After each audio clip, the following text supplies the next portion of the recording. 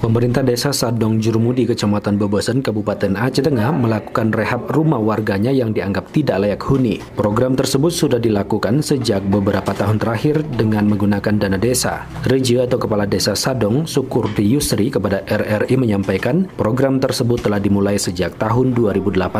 Hingga saat ini sudah ada sedikitnya 5 rumah warga yang dianggap tidak layak dihuni dilakukan rehab. 5 unit rumah yang tidak layak huni ini kita bantu dari dana desa karena rumah tersebut sangat memprihatinkan dan ini salah satu tugas daripada kita pemerintah kampung untuk melihat kondisi dan situasi rakyat kita yang mana yang layak untuk menerima bantuan rumah. Sementara itu, warga penerima bantuan rehab rumah desa setempat, Sulastri, mengaku gembira dengan kebijakan Reja atau pemerintah desa setempat. Dirinya mengaku sebelum dibantu pemerintah desa, rumah yang ditempatinya tersebut terbuat dari triplek, terpal, dan tiang sembarang.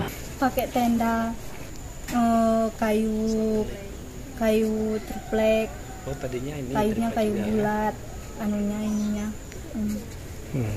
Sekarang alhamdulillah dari Pak ngecek, alhamdulillah jumpa rumah bantuan. Udah lama dibantu? Udah Pak, 6 bulan. 6 bulanan. Gimana perasaannya sudah dibantu? Alhamdulillah. Gimana perasaannya sudah dibantu? Senang? Senang Pak. Diketahui dana desa Sadong Jurumudi untuk tahun ini mencapai 600 juta rupiah. Satiran, RRI Takengon melaporkan.